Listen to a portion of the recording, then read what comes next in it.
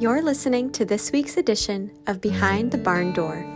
Join us as we find our stride of purpose and inspiration in community, coming together, and championing one another's unique gifts and dreams. Enjoy the conversation, and we'll see you at the ring. Well, thank you for being with me today for Behind the Barn Door. I'm so excited to have Kelsey Formost, who is an expert copywriter as well as a dear friend of mine. So I'd love for you to start by just introducing yourself. Who are you? What do you do?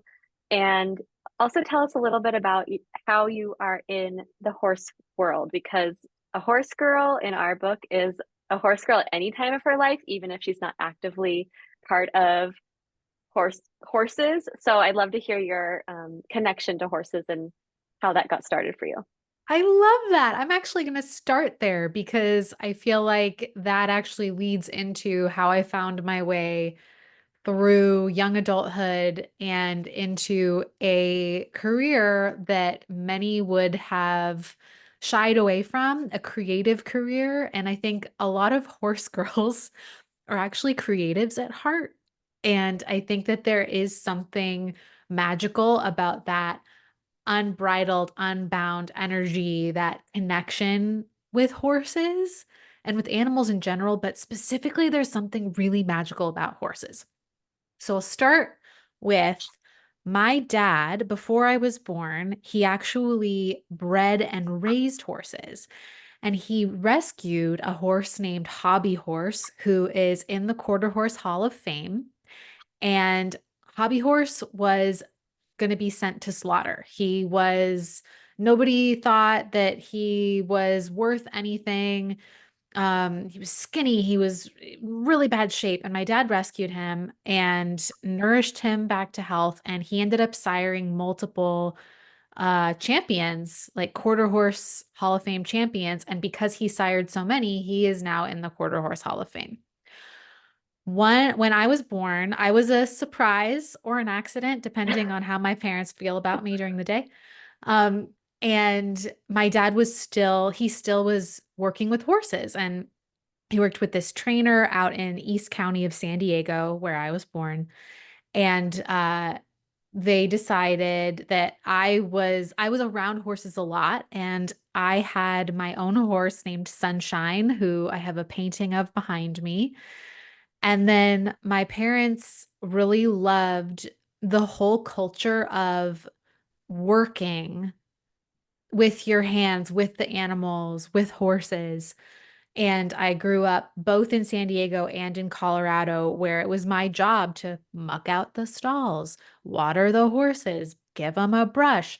So my whole childhood feels very connected to that horse girl world. I was a Western horse girl. I'm wearing my Western earrings along with my Hannah Rose Child's sweatshirt today. But all this to say, I have always been a deep feeling, creative person, even as a child. And I feel like it's such a long story. I'm going to try to keep it short. I was super shy, and my parents put me in theater, community theater, to get me out of my shell. And I just bloomed, I blossomed, and I ended up choosing a very risky creative career as an actress and a screenwriter. And I was an actress and a screenwriter successfully for 10 years. I define success there as I was making money from it enough so that I could support myself and I had no other jobs. So I feel like being an entrepreneur, having your own business, being a solopreneur is so closely related to that feeling of you are your brand, you are your product, that or you're very closely intertwined with your business. Like you as the person, you as the creative, you care a lot about how your product or your service is represented out in the world. And without making too long of a story of it, I decided that the lifestyle of being an actor in Los Angeles was no longer for me. But I realized that what I really loved was helping people tell their stories. And I found my way to copywriting, which we'll get to in a second. And I was able to take what I learned as an actor, where you really are your own business, you are the product. And I learned how to take how you marketed yourself as an actor and help solopreneurs, specifically women in business, women small business owners, learn how to create a brand that felt really good to them, aligned, not salesy or gross, really representative of their heart and like why they decided to launch the business that they did in a way that still got them sales and allowed them to be financially successful. That was a long-winded answer to your question. I hope we got it all. Well, yeah, I think so. I think it's interesting that you said you were really shy too, because I was also really shy, and I think everyone comes sort of alive and into their self-confidence through different avenues. And so it's interesting that you got to navigate that as a horse girl, being being creative and kind of finding that part of yourself, but still being shy, and then stepping into the more theater writing world that really helped you sort of expand and step into more of that self-confidence. Yeah. Yeah. And I think that that is something that probably everybody listening to this, if you're drawn to these types of conversations, I think everybody can identify with that thing that sets the crackling in your belly where you're like, ooh, I want to follow this feeling. I think everybody who's here probably has felt that before. Yeah, agreed. So I want to hone in. So today we're really leaning into the copywriting aspect, which we've talked about before. And you're so skilled at both writing copy for people as a service, but also teaching specifically women for the most part as your core demographic, how to write copy, as you said, that sells, but doesn't sound salesy. And I think as an entrepreneur, I can speak probably for many people that we don't want to sound salesy. Like there's an element of sales that feels icky that we Hmm. don't want to participate in, but at the end of the day, it's also required to sell, to Yeah. have a business. And so before we sort of dive into all of that, what do you define as copy and copywriting? Because for someone who's not like honed in on that, I would assume that they're the same thing, but as we have in some of the notes, you define them as totally different things. Totally different. Thank you for asking this question. Oh my gosh, buckle up. Okay. So, copy is anywhere that there are words that represent you, your brand, or your business. So, copy is just words. It's wherever there are words that you have to write. Copywriting is the art and science of using those words to get the reader to take a desired action. So here's what I mean by that. People can have copy out into the world. This is why I think they're super different. You can have words out on the internet that are not necessarily designed to make somebody take an action. Where the sales come through and how you are not salesy while you do it is by thinking about what is the action that I want my reader to take by the time they're finished reading this. And the answer to that question can be a multitude of things. The action could be subscribe to an email list, download a freebie, use a coupon, uh, listen to my podcast episode, go to my blog, go to my services page, book a consultation. You get it. There are so many different actions that you can design your copy to have people take different types of interactions with your business. It is not always click the buy button. And a lot of people fall in the trap of only talking about the buy button. And there are so many copywriting tricks that can really help people understand that, yeah, some of the time you're going to talk about the buy button, of course. But 9 times out of 10, the best most successful businesses help people find their way to the buy button on their own. There are other actions that people are taking that are making them get to know, get to like, and get to trust you as a brand so that it becomes like a no-brainer or that thing they've already been thinking about for a month. And then they click the buy button on their own without you having to do a thing. That's what the best copywriting does. Do you find that, and maybe you don't always get this feedback from the customer, but do you find that then once they purchase in that way versus being had the like having the buy button flashed in front of their face over and over that they feel better about their purchases? Completely, because it's so much more about them developing a relationship with your brand. So here's another sort of accidental finding of this type of copywriting. It wasn't just about a one-time purchase. When you invest in that a little bit longer sales cycle, people then become fans of you and they end up becoming repeat customers, which of course is what we all want, right? We don't just want one-time sale. We want them to be getting gifts for all of their friends. And also like asterisk here because writing for physical goods is a little bit different than writing for service-based goods. So if you hear me say something that doesn't seem totally relevant to you, don't tune out because chances are I'm going to say something else about service-based versus like retail. So, keep that in mind as you listen. But you want those repeat people, whether you are a service or you are Right. doing physical good. Yeah. And so what are the kind of top of mind mistakes that you see people making as they start to think about copywriting? Because to me, like I'm obviously no expert as well. I'm continuing to learn on this, but the buy button still seems similar to me to the action. Like it seems Mhm. like some of the actions you want them to take are just another form of a buy button. So how do you sort of distinguish the way that you know, phrase things in a way where you're not sitting here like you obviously can't write someone's copy on this interview, but how do you sort Well, of distinguish that? Because it is do you yeah, I understand what get I'm it. I yeah. totally get it because you're like, well, isn't subscribe to a newsletter like still kind of buying? And is that what you mean? Like Yeah, it yeah. still feels, yeah. So instead of thinking of it as a buy button, think of it as an engage button. I want to engage with this brand.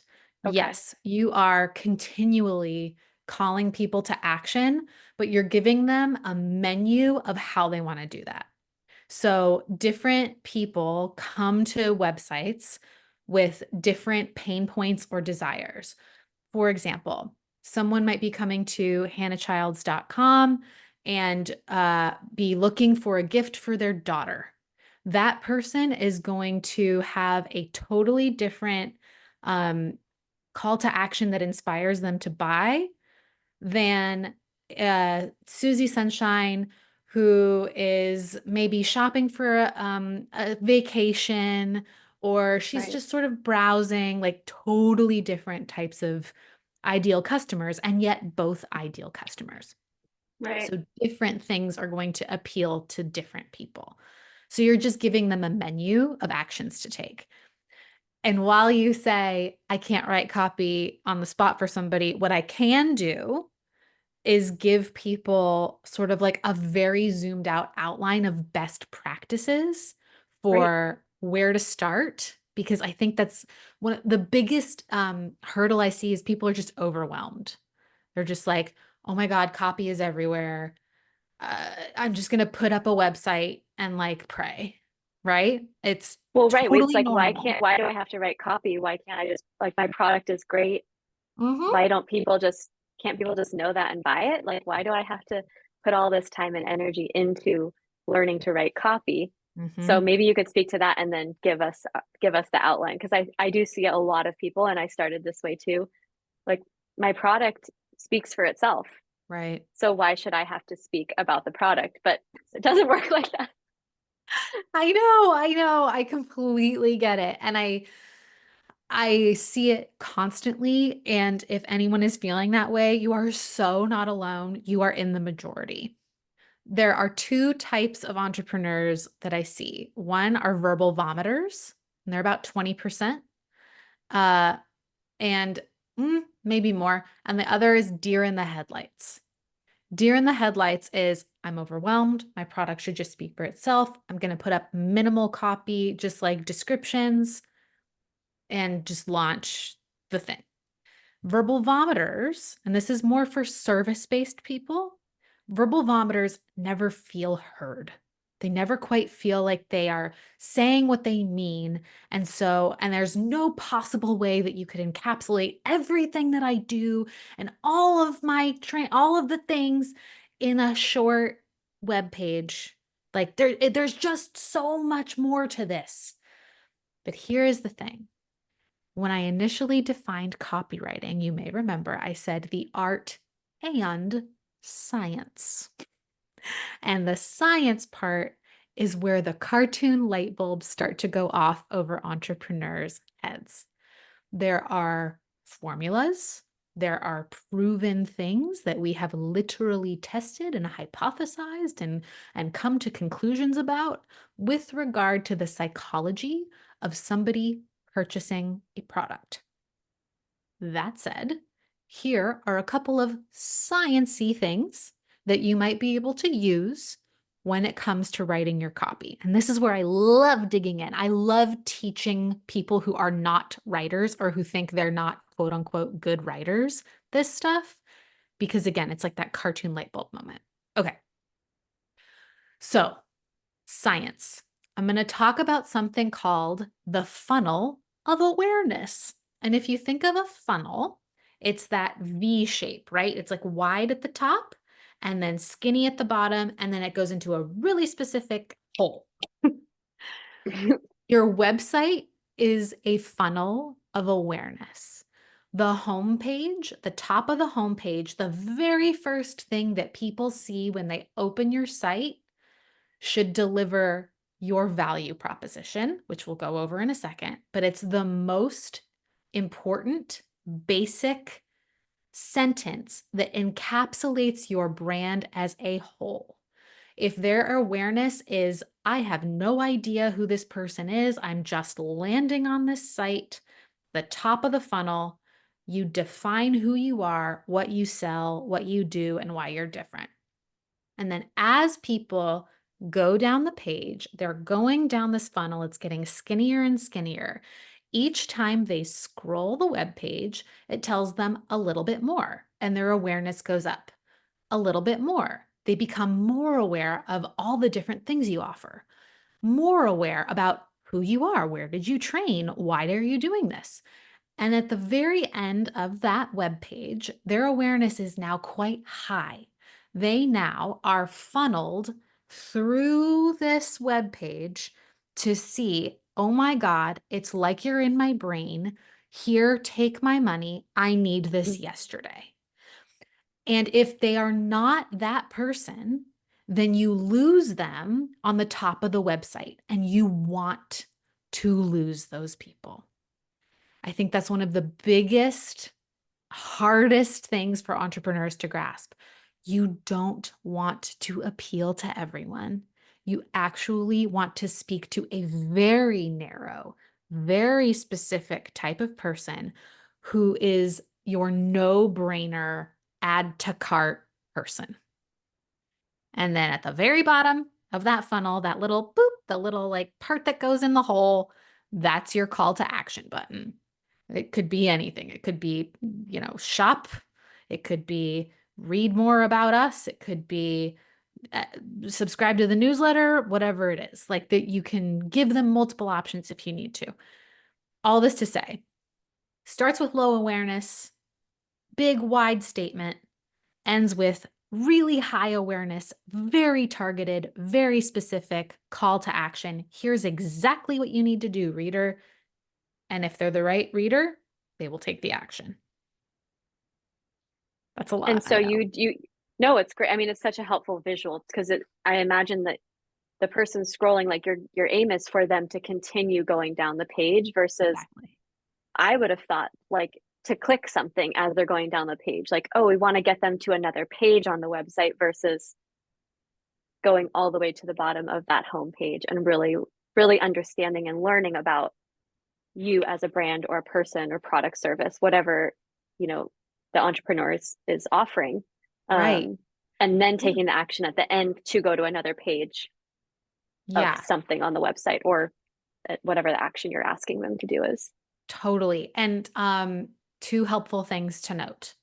The first helpful thing, and this is another science thing, 80% of people only read headlines. So only 20% of people are actually reading the copy you're putting on your website, which is Cool. like gut-wrenching, right?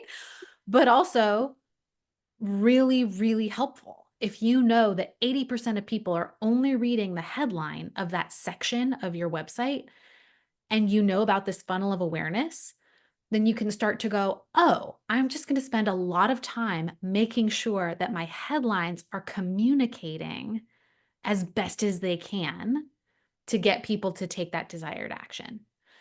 The second thing I want to say is while there is that like grand poopah action at the bottom of the funnel, you absolutely can still have buttons along the way. Mm-hmm. And that might take somebody to a different funnel entirely. So I know this might be a bit hard to visualize. So I'll try to give a really good example.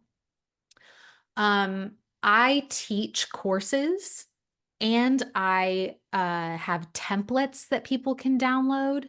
And then at an additional time, I did do one-on-one copywriting work. On my homepage, I started with my overall value proposition, and then I funneled and funneled and funneled, addressing the different things that I offered. Rather than talking about everything at once, I Mm-hmm. had like different chunks, like here's my courses chunk, here's my templates chunk, here's my one-on-one work chunk, and then my call to action was to go to my services page. Like my grand poopah action was to go to my services page because that's where I made money. Mm-hmm. However, if somebody wasn't ready to spend a couple grand on my services and they wanted to do courses instead, and they clicked the button at closer to the top of the funnel, then it took them to my courses page. And my courses page would take them down a totally different funnel of awareness. Does that make sense? Yeah, I mean, I imagine it almost like it's helping your customer or the website's helping the customer decide what pocket of customer they fall into within all of the people that you can serve. And it's like Right. maybe they wanted that one-on-one when you were offering that, they wanted like a full service, or maybe they didn't have the budget for that. And so they were a different customer, but someone that you still had the service to serve. Is Exactly. That's that correct? exactly right. Okay. I'll use your brand as an example. So your clothing has like, I'm making this up off the top of my head. So if this is not accurate, I apologize. I'm just winging it here. Okay. It feels like there's streetwear that is more Mhm. formal, streetwear that is more casual, and then like actual athletic, like show clothing. Am I on Yep. the right track? Yeah, I'd say the streetwear that's more formal would be actually more like probably athletic that's casual. So we have more like athletic than we do streetwear, but I think you kind of got the different buckets. Like we have basically three buckets. Yeah. Okay. So if I were to be doing copy for your homepage, I would start out with your overall value proposition, which would be something along the lines of like, feel like a horse girl. This is not real copy. I'm just making shit Yeah. up. Like your value proposition, I should define this. Your value proposition is the number one thing that you do or sell that your audience already wants to buy that you offer differently than your competition. So for Hannah, I think it is like elevated horse girl clothing for everyday life. Like you are, when you put on a Hannah Childs piece, you feel that like equestrian, um, like it's still modern, it's still like updated for today, but you feel that classic equestrian vibe. Yep. Yeah? Okay, great. Yep. So something like that would be the very first thing on your home page. And then we would get a little bit more down the funnel of awareness. How you take great care to pick silhouettes that um, are classic but still updated. And like, if you want to see this type of clothing, click here. Like, if you want to see the shop for, if you're looking for show outfits, like Right. this is for you. And then if you're looking for, we also like really take care with our fabric. It feels really good on your body. Then see our sweaters, see our fall collection, whatever that is. And then like, so the person in your life have everything and you're looking for a great gift, maybe a gift certificate or, you know, something like that. Or this is where our stockists are. I don't know, like Yeah. click this button. And then at the very end of it, you could say something like, you could have a couple buttons, like more about our brand or shop the collection. And then Right. the person could self select, choose their own adventure. What do they want to know more about? That makes sense? Yeah, totally. I love getting a couple of visuals both with your what you offer as well as with what we offer because it's also like a service versus a product. I feel like that kind of gives Totally. visuals for how it could work for people's different types of things that they offer. Totally. Totally. Yes. So all of that's really great to hear. You hear all the things that we're supposed to do. And then I feel like a lot of people go into freeze mode. Like if someone's Yep. listening to this, they're like, you get excited. You know, you oh my gosh, I could do that. I want to get my site updated or whatever they're working on. Yeah. And then you go to sit down and do it, and it's like Totally. blank. So how does someone like how do you suggest someone who is not a writer or Mhm. is not good at writing, like you mentioned, or thinks they're not good at writing? How would they get started in a way that feels um, approachable and moves the needle Yes. in a way that maybe could be in a range of budgets depending on the place that their business is in? Completely. Okay. First of all, shameless plug. This is literally what I specialize in. If you want to learn all of these things in a self-paced way, my signature course is called Copy Class. It's on my website, kelseyformost.com/copy class. And it will take you through everything from the basics of copywriting to how to write a website step by step to how to create an email list that sells. We didn't even talk about emails yet. There's a social media copywriting module in there. And then there is also there's just like anything that you want to learn about how to Yeah, actually it's so apply good. this. Hannah's taken it, she knows. It's in there. Shameless plug. If you want to do that, just go do that. If you don't have the budget to take a course, or you don't have the time or the desire to take a course, I would start with your value proposition and really nailing that. And again, your value proposition is the number one thing you do or sell that your audience already wants to buy, and your competition doesn't offer it or doesn't offer it in the same way that you do. Take your time, write 20 versions of this until you get it, and then just put that on your homepage. Start there, and everything else kind of domino effects from there. If you don't know your value proposition and sort of your ideal customer who you're talking to, it's going to be so much harder to write. If you know those things, it's way easier to write copy. Another thing that I would say for anybody feeling overwhelmed, start with your website. Take your time. Don't feel rushed or like scared. You can slowly drip your website. It does not have to be perfect. I have seen so many successful businesses who like piecemeal launch things. It doesn't have to be like under construction for 6 months and then you launch the thing. Give yourself permission to publish in chunks, like in a timeline that works for you, and to edit along the way as you learn. If you can address the stress and the overwhelm, everything else is fine. Like, I promise you it's fine. Start with your homepage, then do your about page, then do your services and or shop page, and your contact page is just a simple form. Once you do that, all the other shit's going to come natural. Like, you can get to the email list later if you want to. You can get to the social media stuff. Start with your website.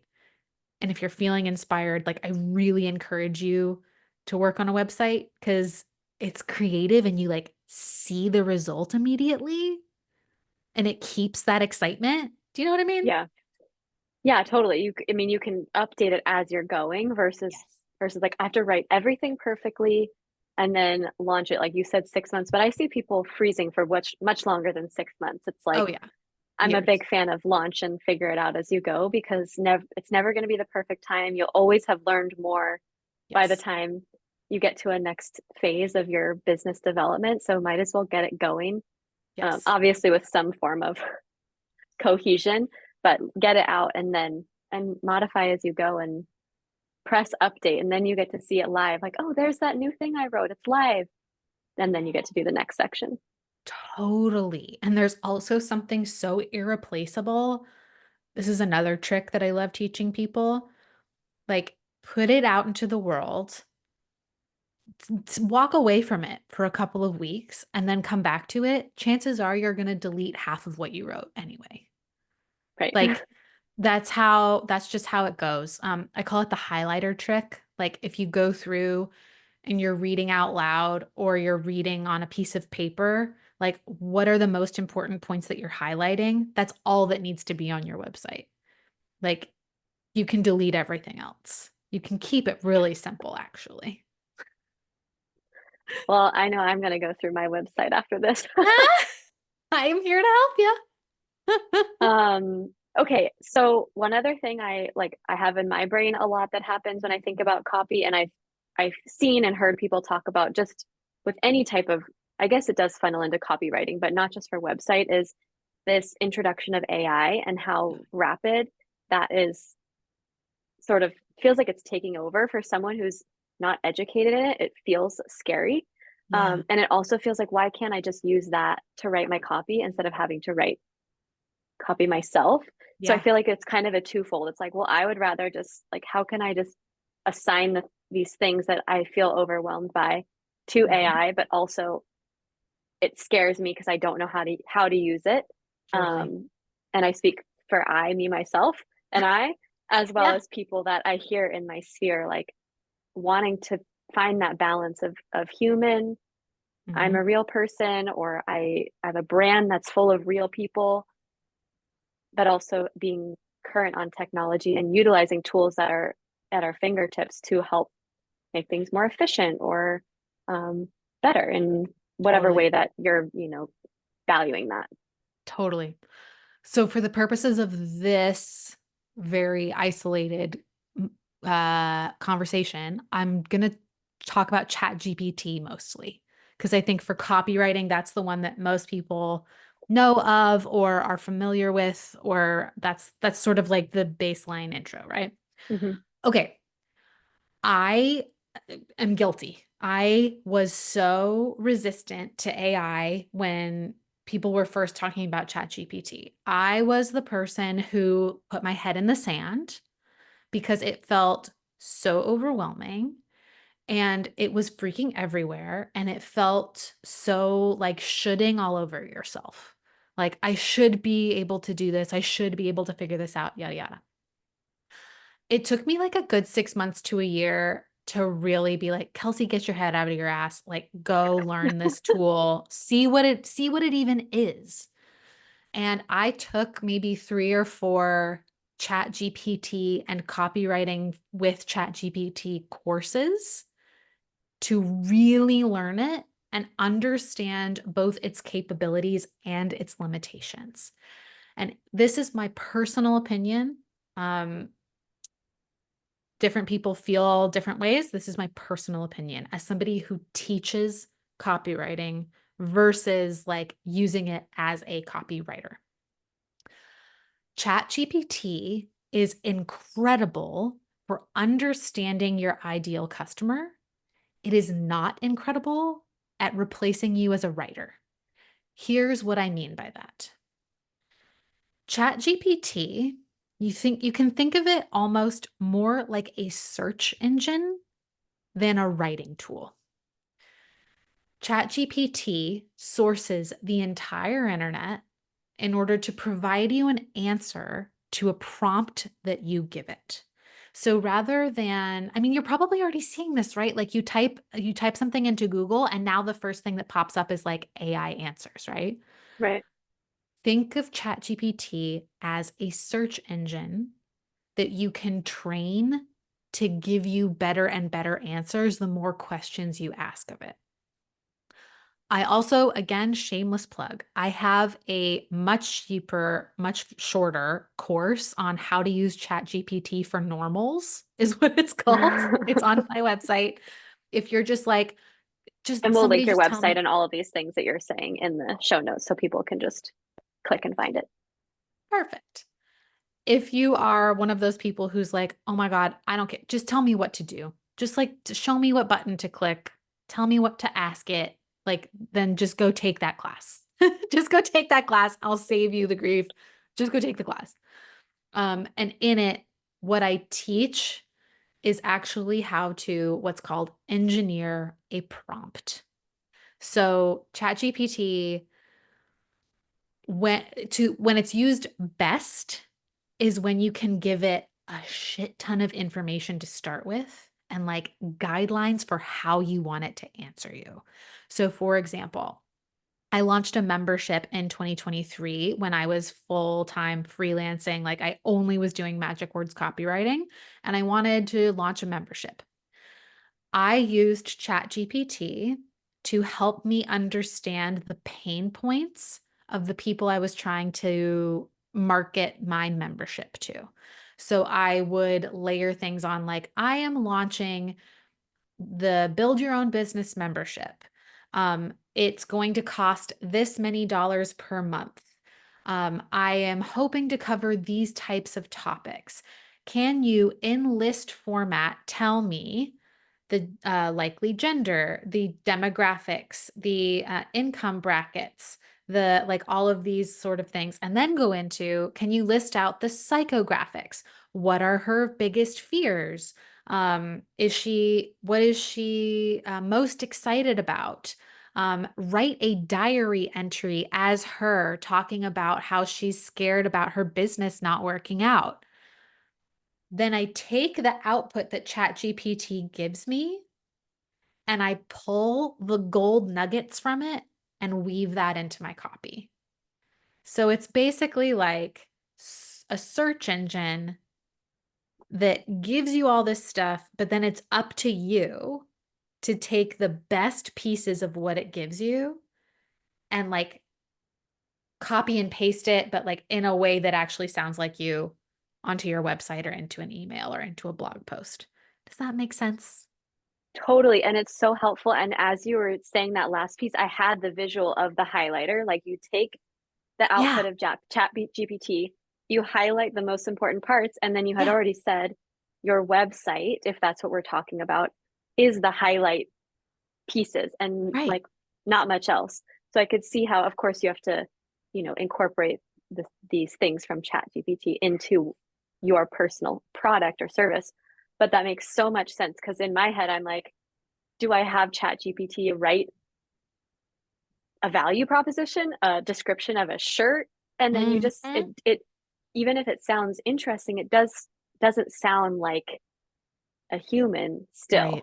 Oh, completely. I think that our BS meters are so good. Like Yeah, anybody can smell that ChatGPT wrote something. They just can. And I also get that like it's really overwhelming to think about writing all the copy for all the things. And here's the God's honest truth. Sometimes I use ChatGPT or another tool called SEO.ai to help with search engine optimization for blog posts for long form writing. I don't use it for my personal brand, but I use it for my work with their full knowledge and permission, because that's a completely different play.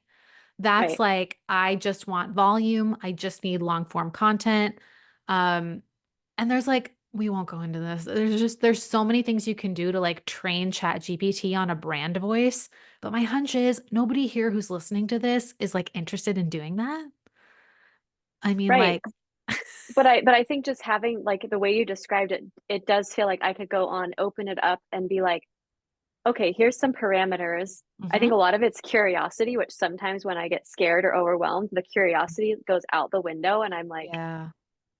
I don't even know where to start, but it feels like the more curious types of questions and like parameters you can give it, then you start to sort of like mold the Yes. output a little bit and to what Yeah. what your desire is. Totally. And something too that is really helpful to keep in mind is you want to be sure to actually create an account in ChatGPT and not just Mm, use it as like a guest user. I don't know. Like actually log in to ChatGPT because it'll save threads. And the more that you use it in that thread, it builds on the information and the knowledge that you gave it. right. So, like, I have a different thread for different clients. So, for example, I have a client who is trying to appeal to moms who are decorating nurseries with natural products. And so I did a really deep dive on like, okay, what are those moms afraid of? What are those moms excited about? What are they maybe like nervous about with their baby shower? What like asking those types of questions. And then from the output, like it gets more and more and more specific um, as I teach ChatGPT, quote unquote, in the thread. So the more you use it, the more parameters you give it, the more questions you ask it, the more it learns what you actually want, which is great. And you can also like Yeah. tell it, hey, that answer was not helpful. And it will be like, cool.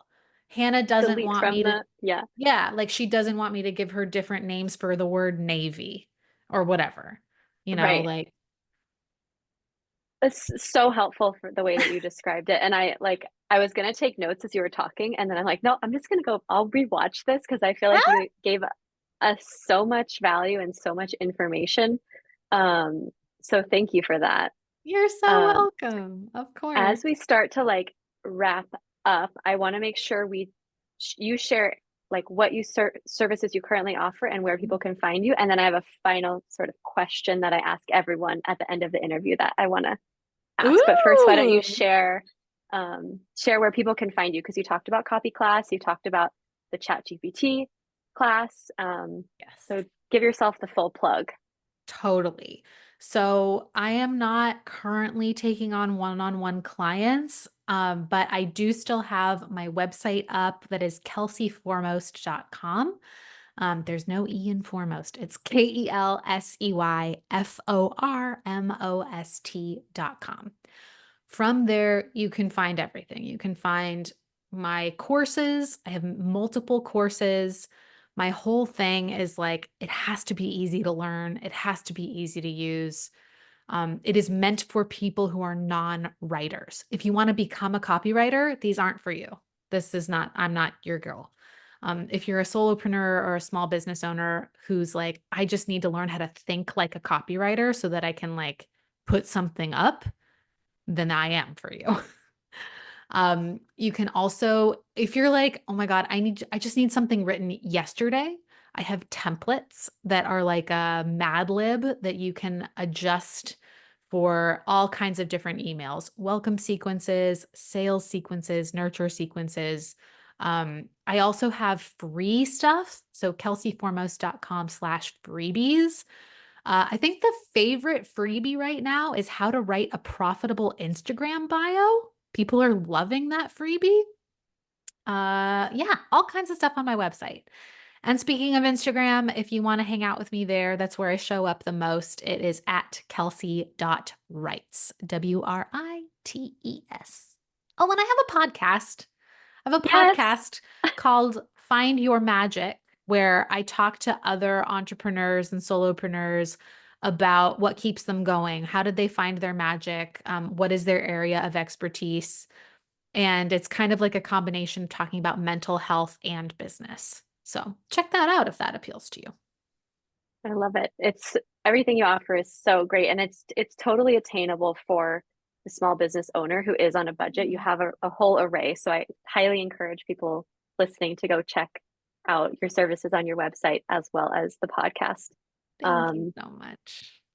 so with that, the final sort of question I want to invite in is that Behind the Barn Door in Hannah Child's Lifestyle is all about empowering women and kind of encouraging us to expand and Mm, step into who we really are. And part of that I think is dreams. And dreams are something I feel like a lot of people are scared to share because what if they don't come true? mm-hmm. And so I would love if you have something that comes to mind. Is there a dream that you're currently holding, visioning that you'd like to share? It could be work, personal, anything that you'd Yeah. like people listening and need to hold and champion with you. Yes. Immediately what comes to mind is I'm working on two books right now, and they are both such like a creative spark, wonderful. Like I love being in communion with these books, and they're also like the scariest thing in the world. Books are a very unique like big project. It's like a time capsule of that part of your life, and there's so much like judgment of myself that goes on behind the scenes in writing this. And also just like I've been off and on with both of them for such a long time. I'm going to name them if that's okay, because I think there's great power in naming these dreams. One is a historical fiction novel about real witch trials that took place during the Renaissance period in Italy that I've heavily researched, went to Italy, like went in the historical archives, like nerded out so hard. And it's like so fun to dig into. And every fall, I'm like, I think it's time to revisit Ember Days. I think it's time. I think it's time. So that's in the works. And I also just love historical fiction and witches. Just anything I'm where ready there's for that book to witches, come out. right? Me too. I just gotta sit my ass in the chair and write it. That's the only problem. And then the second book that I've been working on for the past couple of years is called Role Breakers, and it is a memoir about my decision to leave Hollywood and how I realized in that leaving that I had been performing for love my whole life. Mm. Journey of codependency recovery, learning how to set boundaries, learning who I actually was. A really surprising piece of writing that is realizing how much career and identity are intertwined and overlap for a lot of creative people. Yeah, it's just like huge existential questions and like a lot of really funny stories at my expense of like things that happened to me when I was an actress in Hollywood. So Oh my gosh, both sound amazing. I thank truly, you. I only knew about the second one. I've never heard you talk about the first one. So I feel It's because equally it's excited almost about both. October. It's Yeah, witchy time. I know, I know. it's fine. We'll talk about it at Moon Circle. Yes. Um, well, thank you so much. I feel like, I mean, you are so near and dear to my heart in general as a friend, but as an expert and in what you do in your craft, you're so skilled and also make it feel approachable and digestible for someone who feels overwhelmed. And I think that's such a gift to be able to share that with people in the way that you do. So thank you for Mm. being here with me and to, offer that to our community.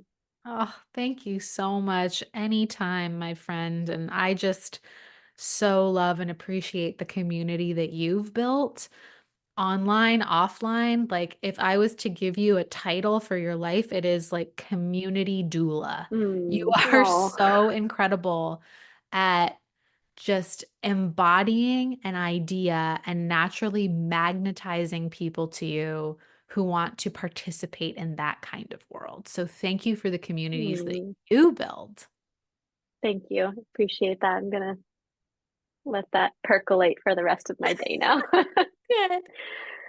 All right. Well, thank you so much, and I will see you probably Very tomorrow. soon. Yeah. And thanks for everyone who's watching. Bye. Bye. Thanks for tuning in to this week's edition of Behind the Barn Door. If you loved this conversation, be sure to hit subscribe and sign up for our mailing list on hannahchildslifestyle.com to stay on track with our next guest and hear more about upcoming community events. See you next time.